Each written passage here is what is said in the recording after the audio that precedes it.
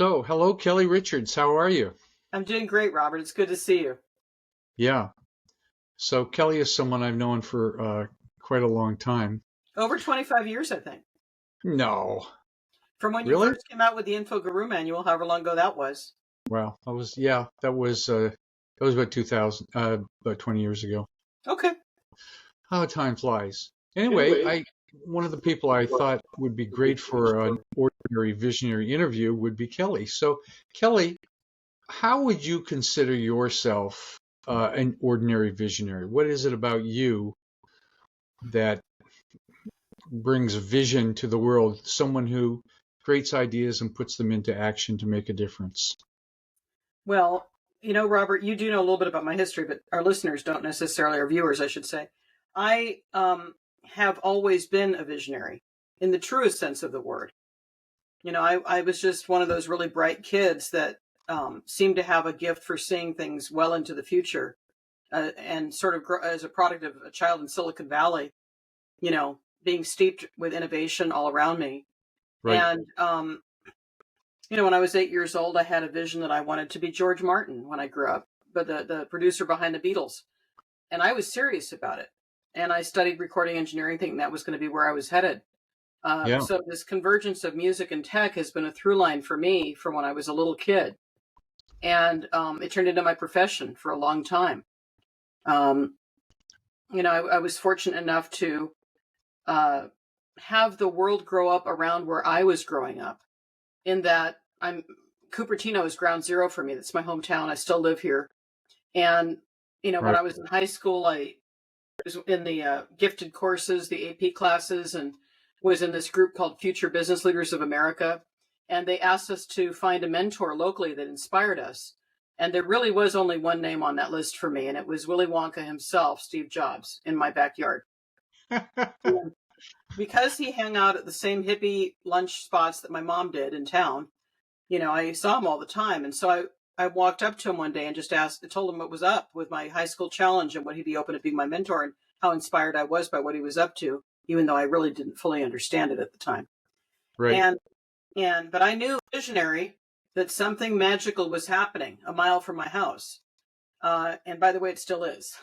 I'm still a And mile what, from my what mother's year shop. was that? Yeah, it still 78, is. 78. So not long after Apple started. Wow. So that's before the Macintosh. Indeed, well before. And Yeah. and Steve asked me a few questions, sized me up, and said, "Let's give it a try." And so began a 30-year plus relationship of him being my mentor. And I think he got that I was a visionary even at that young age. He could see how my mind worked, how I put pattern recognition, how I put things together, how I was always operating in the realm of possibility. Um, and I still do. And that is a big factor in terms of how I serve the clients I work with in the world. I see possibilities for them they can't imagine for themselves. I see innovation in tech years before it comes to pass on a mass scale. As somebody who worked at a record label with artists, I could always tell what the single was going to be. I mean, I'm just just a true visionary in that regard. We got to talk to you about AI, the greatest thing in the world. Not yet, Indeed, but I agree. uh, I was up till 1 o'clock last night watching a video about AI. I mean, I know I'm how much really, you love Chat GPT. yeah. And I don't understand the technical underpinnings. Anyway, let's not get into that. So how old were you when you met Steve Jobs? 16. Just 16. So Yeah. what grade is that in school? Junior. Grade 10? Wow. And how did he mentor you? How often did you connect and meet and Well, and then etc.? of course I wound up becoming a young Apple exec as well. But we can go back to that piece of the story later if you like. Yeah. um, Yeah.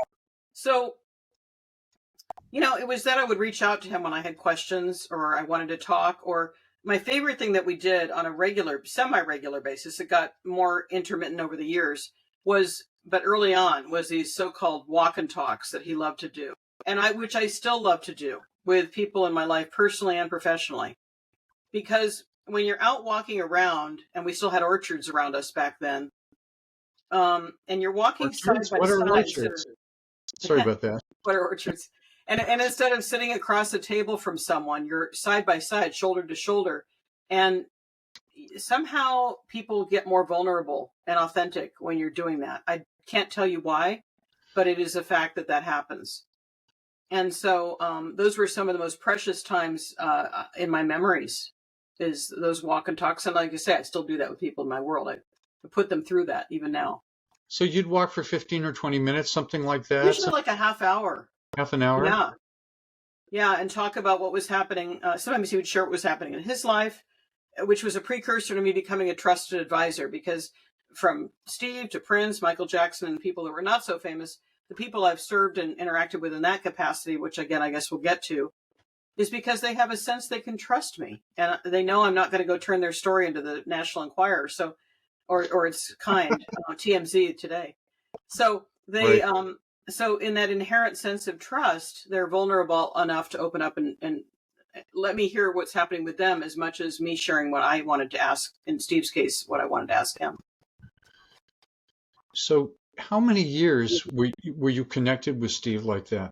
Well, until maybe a year before he died. So, really? What is Wow. that? 34 years, 33 years? Yeah. Wow. When did he pass Something like away? that. When Yeah. did he pass away? 2000 what? October of 2011. 2011. Shocking to believe it's been that long, but yes, it has. Yeah, really.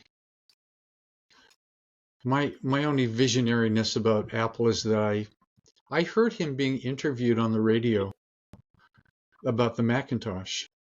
And of course, this last week was the 40th anniversary of the Mac being launched. Well, that would have been about 40 years ago. Yeah. And I said, that's the computer I want. And so I got a Macintosh, and the rest is history. Mission accomplished. That was the goal. Yeah, well, exactly.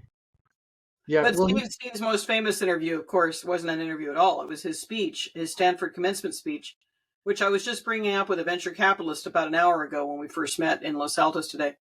That speech is timeless, and it's one of the best speeches of all time.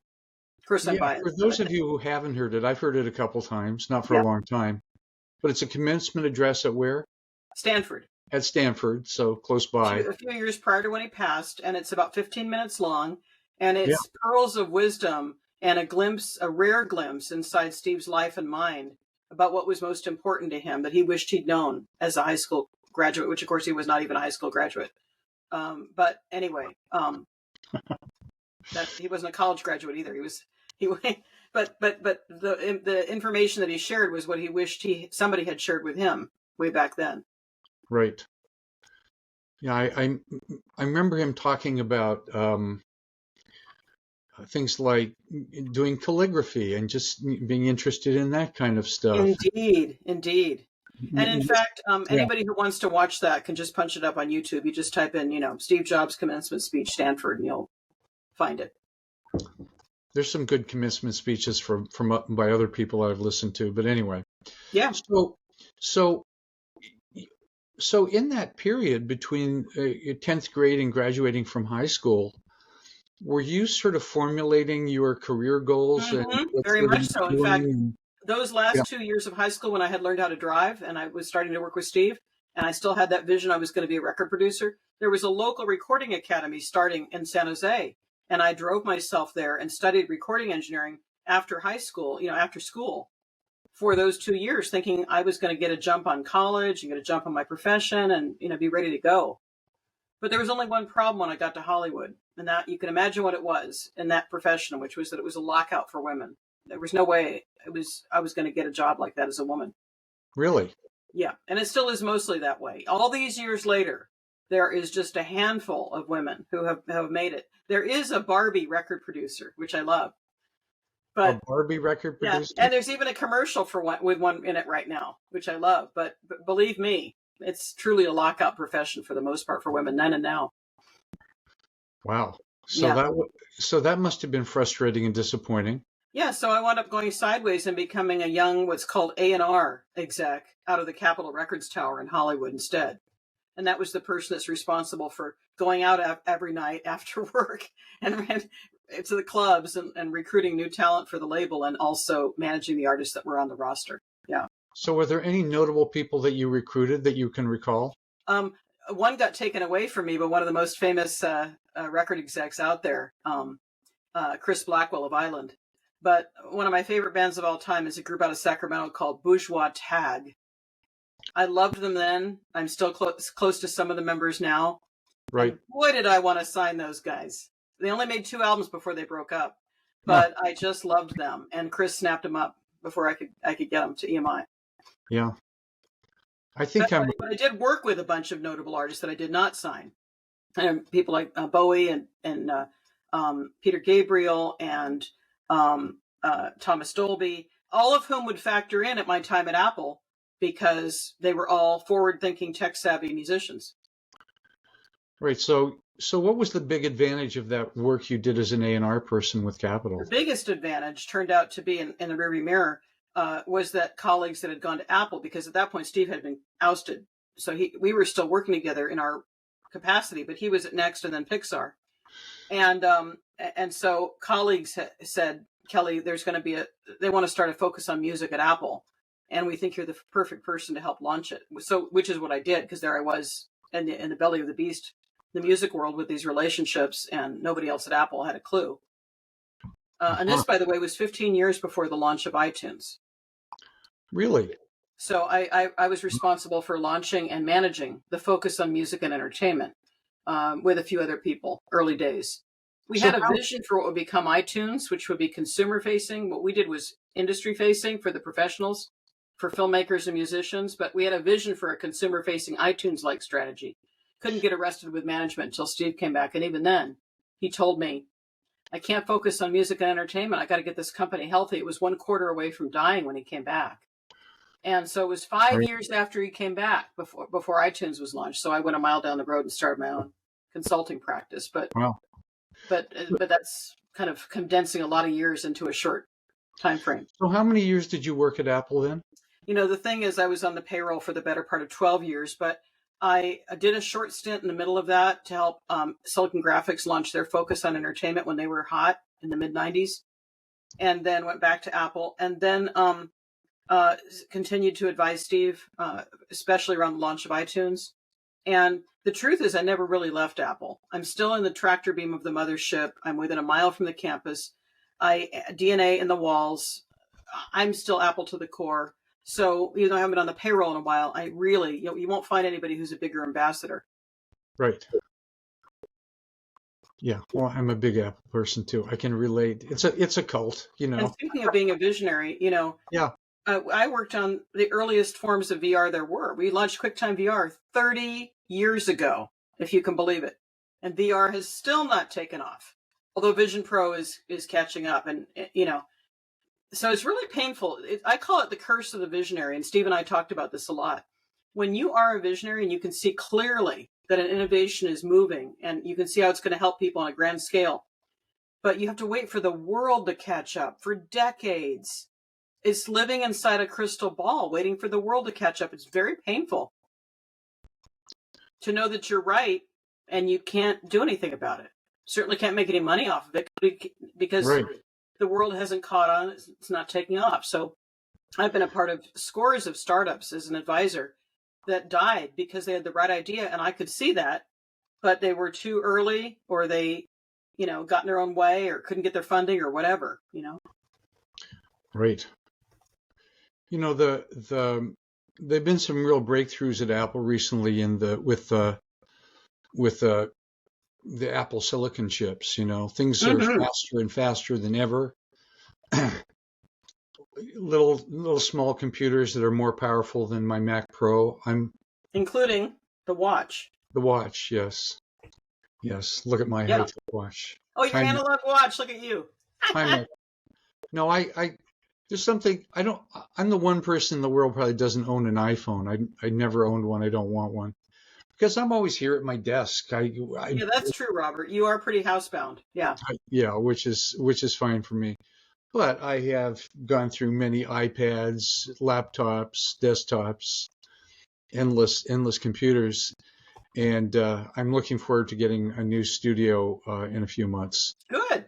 Well, you went through your own situation with all your devices going haywire, I know, last year, which was no fun. Yeah, I can't even remember that. But, The cars, the appliances, I read oh everything yeah, you all my said. appliances, yeah, Yeah. all the appliances in my house broke one after the other, and then And the it crashed cars, my the car car. And accident and all of that. Yeah. I don't know what that was about, but anyway, now I have all new gadgets.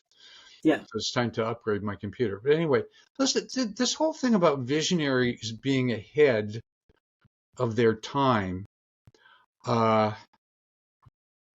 obviously they are, but what does one do? I'm thinking, I wasn't as big a visionary as you for sure, but I remember I had a client and a couple clients, and they had started email newsletter, and so I went, oh, I should do that, and then I just did it, and there's something about um, seeing an opportunity, seeing a vision, seeing this idea of being in touch with a lot of people, Yep. connecting with a lot of people, whatever, there's a million visions. No one is the right one, obviously. And not trying to do it perfect, but just putting out information, writing about what I knew about, what I was excited about attracting clients. And that became the foundation of my business. But I was always amazed how hard it was to get clients to start a newsletter. Some did, but it's like you can see a vision. Don't you see this possibility? And they sort of go, oh, well. I know it's painful. It's painful. It can be. Yeah. I also have had a newsletter and been a thought leader with publishing articles and podcasts. I had a podcast for 7 years. I did 300 episodes, and guess what? Wrapped it up at the end of 2017 because it was taking a lot of time and I needed to focus on making money. And that's when podcasting took off, just as I was hanging it up. So there's an example of, another curse of the visionary problem. Yeah. But then you have a Steve Jobs or a Sam Altman or a Elon Musk or whatever. And they just make it happen. They make it happen, You know what? And because they don't give up. Even when Steve was gone from Apple, his baby, yeah, he never gave up. He never gave up. And I never gave up on him coming back to take over. And people would run, the management at Apple would run around and say, you've got to stop talking like that. He's never coming back. He's running 2 other companies. I'd be like, you don't understand. This is his company to kill or keep. Yeah. It was a miracle that he came back. It was a miracle. Oh my God. I just remember he came back and then he put out this colorful iMacs and everybody just freaked out and loved it. Turn the ship around. Don't forget the Think Different campaign right in there as well. The Think Different, yeah. I have a Think Different Miles Davis poster in my bedroom. There you go. Another visionary. You would have one. If you didn't have one, you'd probably be asking me how you could get one. Yeah, right. I got it on eBay or something. Yeah. But so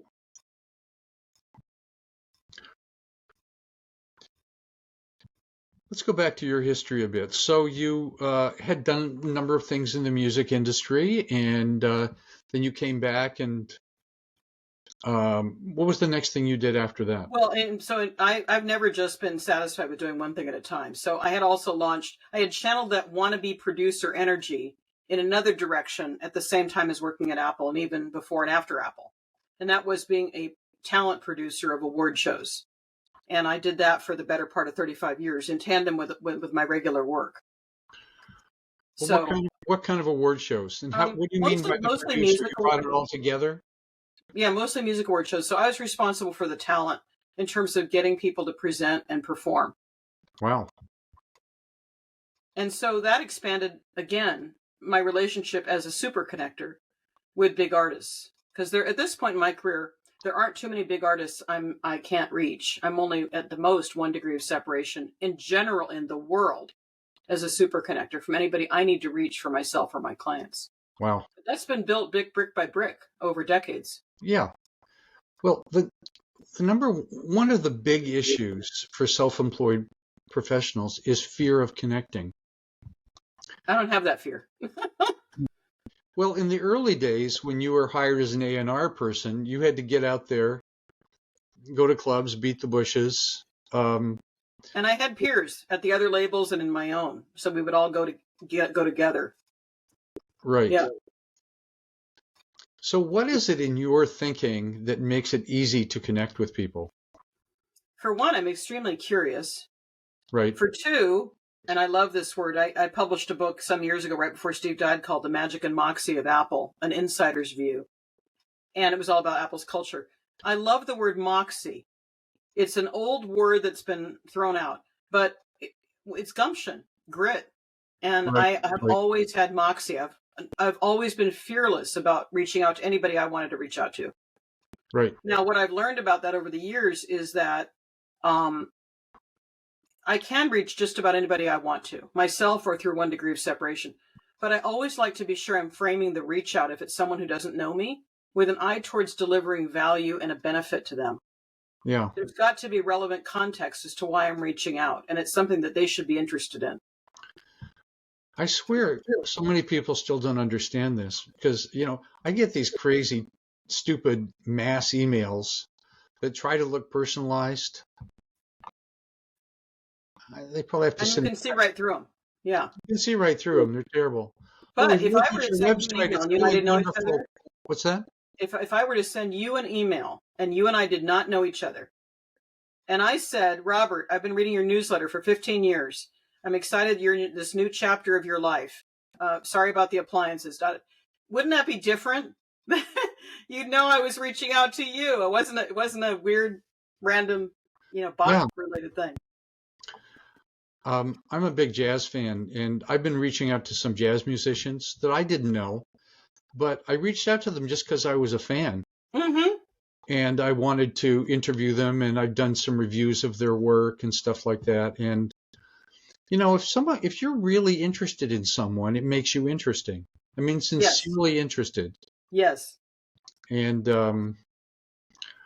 but it's such an incredible barrier to people. It's like, well, what will they think? I don't know what to say.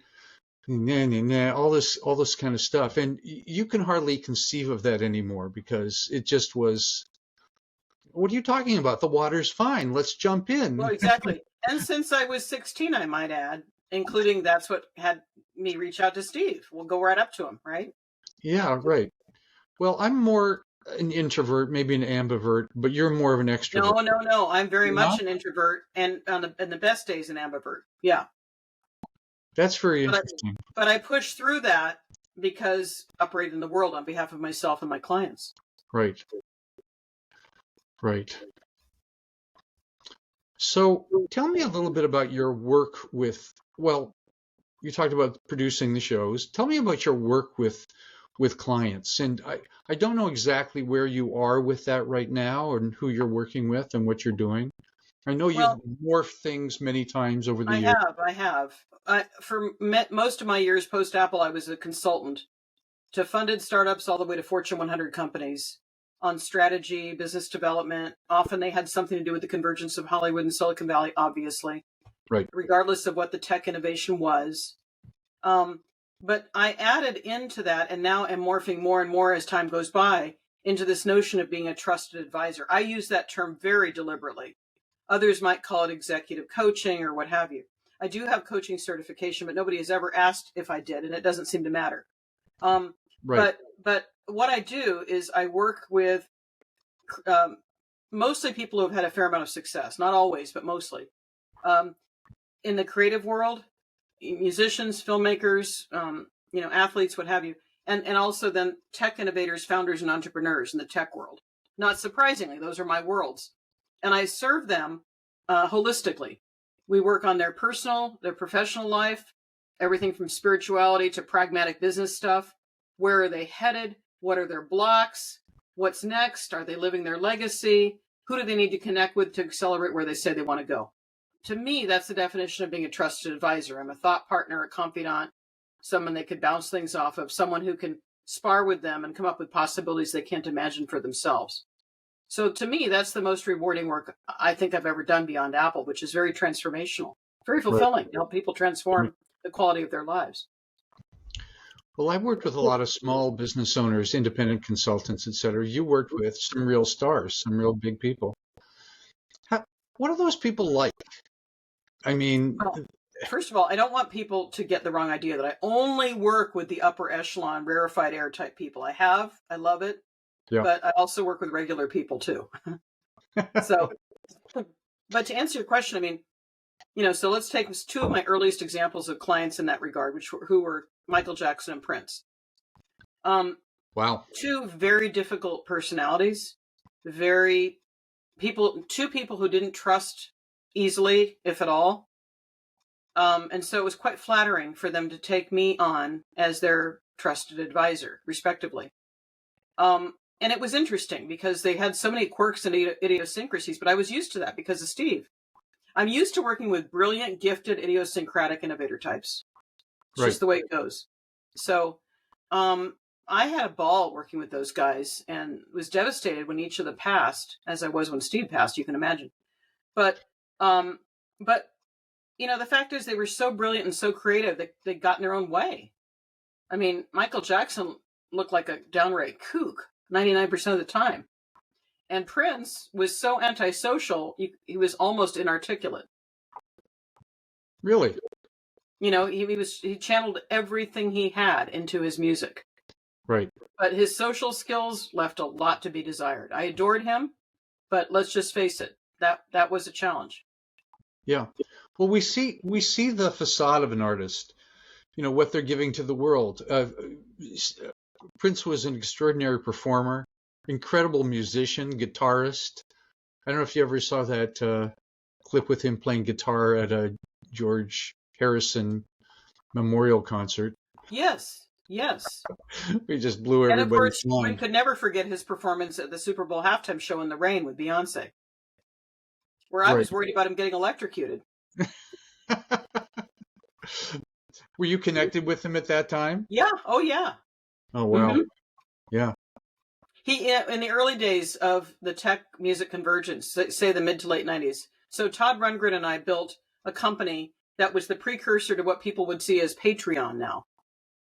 Let's say about 12 years prior to the launch of Patreon, we conceived of a company called Patronet. And it was all about artists being underwritten directly by their fans, to liberate themselves from the clutches of the labels and just cut out the middleman, literally, and 90% of their profits versus 9%, and be able to have that direct engagement with their audiences. Even now, I work with a startup heavily focused on fan engagement and super fans. So I was doing that. And at the time with Todd, Bowie was doing BowieNet. Prince was doing the NPG Music Club. And we were communicating with each other about new direct-to-fan movement that we were launching and creating out of nothing. And that was in the mid-90s. So that's when my path with Prince first started to... But then, again, a little ahead of its time, right? Did that really go anywhere? What can I tell you? This is the story of my life. And then Prince would send me decks and stuff and say, these people sent me this thing. They want me to invest in it. Look at it and tell me what you think. Or I was consulting to Napster after I first left Apple. And Prince would call me and say, I want you to get the CEO of Napster on the phone with me. And we got to get my songs off of there. I said, Prince, you don't understand. I can easily get him on the phone. And he's still, by the way, a very close friend. But Hank Berry. But come on. They take it down. Fans just going to put it right up. That's how that worked. So see that again? You dropped out for a second there. Yeah. So what I was saying was Prince was asking that Napster take his songs down. And we were trying to explain to him that the minute they did that at Napster, the fans would just put the songs right back in. That's how Napster worked. And right. So we convinced him to back down and turned it into a promotional opportunity to reach the 70 or 80 million people that were using Napster to his advantage. But wish Metallica had done that. They did the same thing. They tried to sue their fans during the Napster era. It was such the backwards way of going about it. Now, I'm not sure everyone will be interested in this, but what's your sort of take on where the music industry is going these days? I mean, it's everything is going to streaming. Not everything. Has gone. Now we're looking at what's next. Yeah, and yet, in the jazz world, what's big in the jazz world these days? Vinyl. Not surprisingly. Why? Because many of us are audiophiles. We care about the quality of music pre-MP3 compression. Right. So vinyl is the purest form of listening to album music the way artists intended, not squeezed MP files where you don't get to hear the instrumentation and the arrangements. You got to have the ears for it, though. You know, I have all my music. Every piece of music I have is on my MacBook Pro right here. Aha. I have more than a terabyte of jazz. I'm not surprised to hear that, Robert. I know about that as a passion of yours. But you put it into a good amplifier, I can't tell the difference. It sounds as good as a CD to me. I haven't played a vinyl in 20 years, but I'm really concerned about the artists not getting the kinds of residuals they used to get with CDs. Indeed. However, you probably don't know this, nor do your viewers. Most artists didn't get much from their CDs. The biggest artist, Michael Jackson, by example, would maybe get $3 off of a $15 cassette or CD. That was the biggest artists. Most artists barely got $1 of that purchase price. Wow. And they never recouped the advances the labels gave them. So they never made money at all from their album sales, which is why you see so many artists on the road, which is where they make most of their money, touring. Right. It's still true for jazz musicians. That's where they make their money. That's right. Now, you have Herb Alpert out there with his wife, Lonnie Hall, who I love them both. He's 88 and a billionaire. He does not need to be touring. Who is this? Herb Alpert and his wife, Lonnie Hall. Herb Alpert is still out there touring? Indeed. And he has no reason to except that he loves playing for audiences. Right. And Lonnie, his wife, was the singer in the Sergio Mendes 77 band. That's how they met. Oh. So she's fabulous too. They're out there tootling around. They have no reason to be. They're billionaires. Billionaires? Billionaires with a B. He started a record label. That helped. That's why. That's why, because he kept all his own royalties from the Tijuana Brass, and then when they sold A&M, his record label, that's when he made the big money. Right. Yeah. Wow. What does one do? I was thinking, I was reading about the lottery the other day, and I read an article. No, I saw a YouTube video about if you win the $1 billion Powerball lottery, what should you do? And I listened to it as nothing for a year is the answer. Yeah, well, it was a lot of steps he said you should take and protect it this way and don't do that. And you get your mind spinning, but the chances of us winning $1 billion is not very good. So I don't buy lottery tickets. But anyway. Yeah. So who are the artists that are still succeeding these days? I mean, we see the ultimate artists. We see the Beyoncés and whoever else, or the what's her name? She became a billionaire recently. Yeah. I mean, they're incredibly talented. They just keep putting album out after album. And of course, multi-layer strategy. Taylor's case, the big tour last year, U.S. tour, international, in the middle, being tough to have that tour filmed, putting it out of the movie theaters, capturing another revenue stream from that, and a couple months later, putting it out on streaming and capturing another revenue stream from that. These are smart women. They're very good business women. Yeah. But unless you have that kind of initial popularity and it catches on and it gets big. Well, more than that, you have a lot of, back in our time when we were growing up, artists had careers. That's what they did. They were career artists for decades. Yeah. In the last 20 years, we've mostly had a world of singles. And so artists come and go, artist of the day, flavor of the month. So there are very few artists with staying power, relatively speaking, compared to how it used to be. Hasn't it always been like that, though? I mean, there was a lot of one-hit wonders in the 50s and 60s. Mm-hmm. Some of them we can remember. In the mid-60s, from the mid-60s through the 90s, I would say we had career artists that had multiple albums and were able to build audiences and do all of that. Anywhere from 5 to 20 albums in a career. Plus. Sure. And even in the jazz world, Absolutely. there's some jazz musicians I buy every single one of their albums because they're that good and they're And always you're a good. super fan. Yeah. And I'm a super fan. hmm And yeah. And if you go by Kevin Kelly's reckoning from the long tail and all that, an artist only needs his theory was an artist only needs 1,000 super fans to survive for the rest of his life. I say 10,000, but whatever. I mean, that's all you really need when you built that kind of an audience and they buy everything, all the reissued packages, the merch, go to all the concerts. That's all you need. Yeah. But still a lot, And I told a musician guy I connected with, you need an email list. You need a way to connect with your people that have already come to see you. That's how I built my list. I did talks and collected cards and put them on the list. And for the longest time, it was a website and mailing lists for artists. Nowadays, I would argue it's their own app. It's things like Fave that I advise, that company that does fan engagement where super fans engage among themselves in the app. Yeah. You've got to have a mechanism. There's no doubt. For some people, it's just their social media. Yeah. Well, some do a lot of stuff and some just, some people are just, I'm just into the music. Yeah. And one of my first interviews in this Ordinary Visionaries is a musician from Canada that has put a couple of albums out there really extraordinary that I've been listening to for years. And so I talked to him, and he was he's a real go-getter. I mean, he really worked to get gigs, he said, he's from Canada. We found every radio station in Canada and send them an album.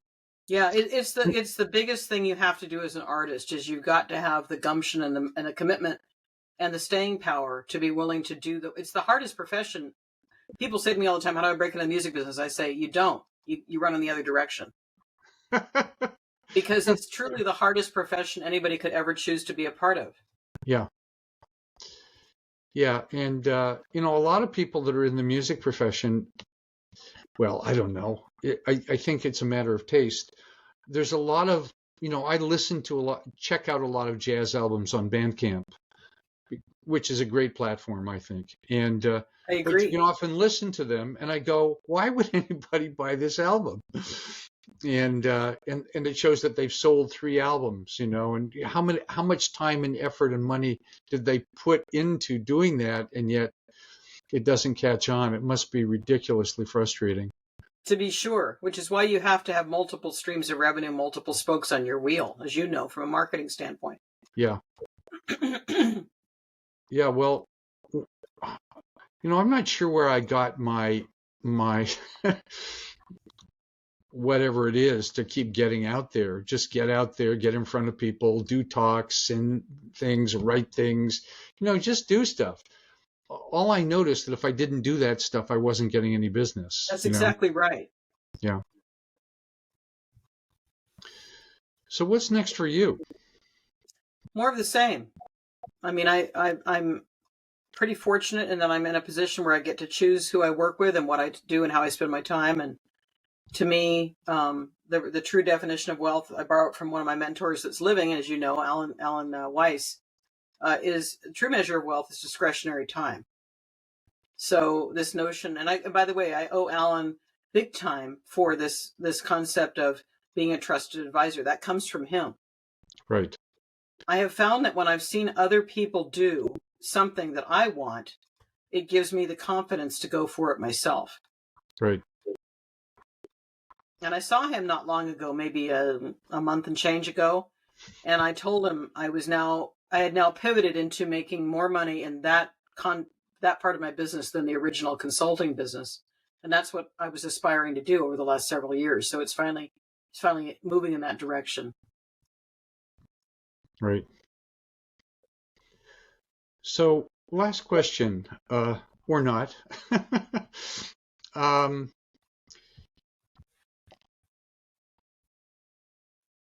I don't know. It's kind of a hard question. I conceived of this idea of ordinary visionaries, just ordinary people that, not any special magical gifts, but definitely intelligent and, like you. I mean, you're a great example of an ordinary visionary. Nobody in the world, not many people know about you. You're not like Taylor Swift or anyone like that. And most people aren't. And I think one of the things I think it's kind of a thing in our society. You're nobody unless you're famous. And I think that's I'll kind of, take the money over the fame any day of the week, Robert. yeah, exactly. uh, it's like, I got to be so well known. I mean, I think there's a lot of ego in that, as opposed to, for me, it was just, I want to make a difference. I want to help people. I find this That's stuff right. interesting. I love That's right. teaching it. I just love the work. And even though I'm not working, I'm with you. In my way, that's the same thing. I would say the same thing. yeah. So the question is what do you love? What are you pursuing? And well, as I say, transformational advisory work. yeah, That's what I do, and I can experience firsthand what happens to people when we work together, and it's pretty darn fulfilling. yeah, absolutely. And none of it would have happened if that one fateful day you hadn't gone up to Steve Jobs and said, "Mr. Jobs, can I talk to you?" Or Steve, as the case may be. Yes. Steve. I didn't ask if I could talk to him. I just started talking to him. Right. Yeah. And some people say, "Well, how did you do that?" Or people say, "Here's my 27-step plan to reach out to somebody." I said, "Well, why don't you just send them a good email and then follow up by phone?" I mean, it's not that hard, but that's kind of the way of the visionary, is to reach out, connection. And the more stuff you do and the more you reach out and the more people you talk to, the more ideas come and new possibilities. I mean, the more connections. And the more introductions and people, and the network grows. Yeah. Yeah, so it's very serendipitous. Once you get the flywheel engaged, you could call it serendipitous, but it isn't, because you put the work in to get everything in motion. Right. So, Kelli, thank you for taking the time. Pleasure's mine, Robert. Anytime. Always available to you. Okay, great. Well, I'm working on more of these interviews. I'm going to get them out somewhere, somehow. Excellent. And see and if I always do enjoy spending time with you, so this was really fun. Yeah, I do too as well. Thank you so much, Kelli. My pleasure, Robert. Stay well.